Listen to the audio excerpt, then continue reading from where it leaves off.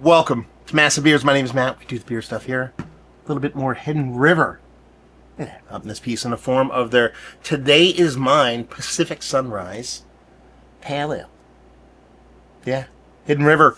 Still haven't been to the brewery, but I'm lucky enough to know people that go there. This comes courtesy of my boy Ty. We did a little bit of a brewery trip. 'Cause it's been a bit, and he dropped this sucker on me. So thank you very much. I think he was there like a day or two before the trip.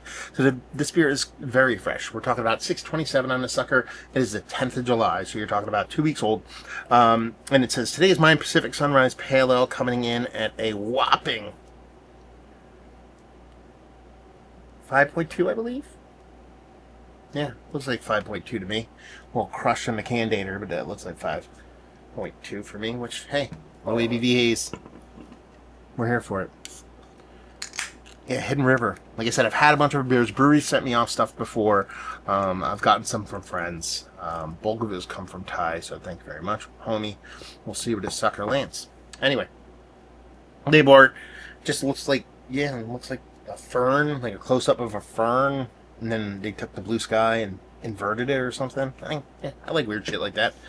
We can get down with it. And as far as the beer looks, I mean, it looks the part of a nice hazy pale. It looks more like an IPA. Big, turbid, white. Pinky finger. I should say it doesn't. I should reverse that. It doesn't look ultra turbid. It has a nice haze to it, but it's more like a hazy pineapple apricot juice more than like a butternut squash kind of thing going on. Under a pinky finger, white as white could be head, and like that opaque, milky kind of orange, yellowish that I associate with butternut squash, but not as thick. There you go. It's good nose. Okay. Very small nose in this. 5.2%. Not expecting a big one. A little bit of garlicky, chivy vibes to it. A little bit of green grassiness. If I'm going to pull anything out of it, it's actually a cool kind of pear stone fruity kind of thing. I know pears aren't stone fruit. I'm combining those. It's an interesting nose. Again, hard to say. Not a 2x4 to the face of this. 5.2%, not expecting a huge beer here. But the combination of what I'm digging out of it is very intriguing. That little bit of garlic scallion-y, that little bit of kind of, like I said, pear, kind of stone fruitiness. Yeah, green grassiness. Yeah. Not blown away by the nose, but there's intriguing things in there. Let's dive in. Cheers.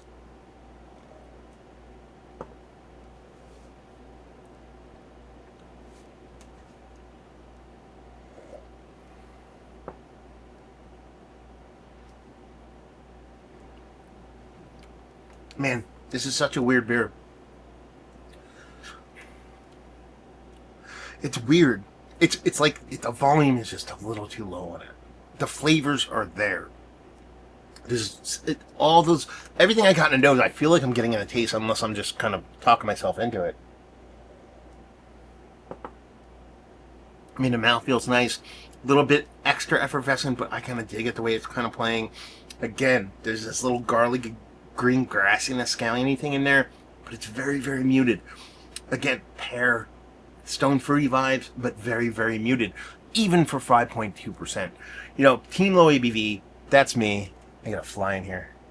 Oh, it's a real fly. I thought it was like something I could kill. I'm not gonna be able to. Anyway, it just. How do I phrase this? I like the flavors. It's lacking even for 5.2%. This comes off to me like some of the 3-ish% really great beers I've had from like Bissell and stuff like that. The ones that really kind of get super creepy low.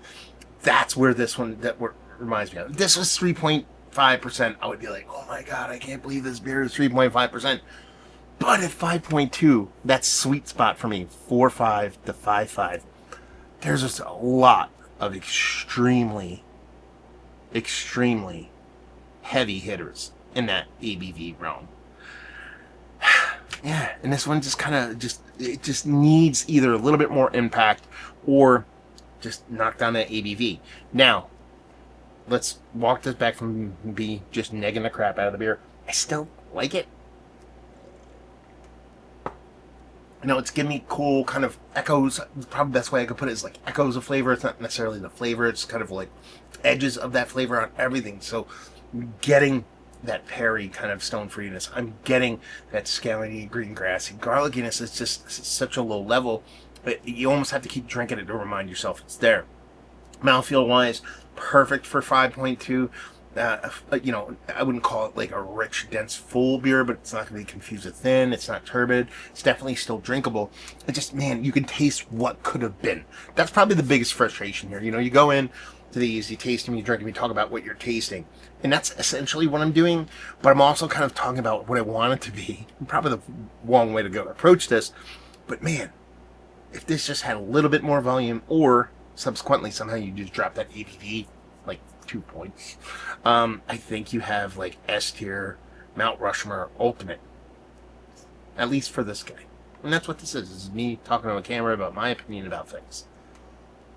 Always confident off the wrong. I miss Yagi. Anyway, yeah, there you go. That's it. That's all I got for the review. So, you know, those tropical fruits, light tropical fruits, or I should say, sorry, stone fruits, into the peat perriness, that little mean mugging, scalliony, green grassy, garlickiness on a very muted level, but definitely there, and a really nice, well done beer, zero negative as far as off flavors or anything like that, and just something that either I want to crank up that volume on all those ingredients, or I want to crank that ABV down, and then we're ending up with something that is S tier level for me. So there you go. It's one of the better hazy pale ales I've had as late. It's, you know, fine, we'll talk about it. It's not Mount Rushmore status for me. Value and availability. Hidden River, don't know what this would cost. If Ty or anybody out there knows, please let me know down below in the comments, and leave you with, if you like what we like this. Brewery only, probably. And if you like what we like this, if you like hazy pales, man, and you want something that's drinkable and fun and dreaming of 3%, if that makes any sense, you'll dig this. So there you go. We're reviewing the books. Hopefully you enjoyed Massive Beers. If you want to check me out doing the social media stuff, Beer Massive for the podcasting stuff. And hopefully you guys enjoyed the review. Hopefully you're enjoying a little bit of a hazy pale goodness. Local hazy pale goodness. Hopefully see you next time. Cheers.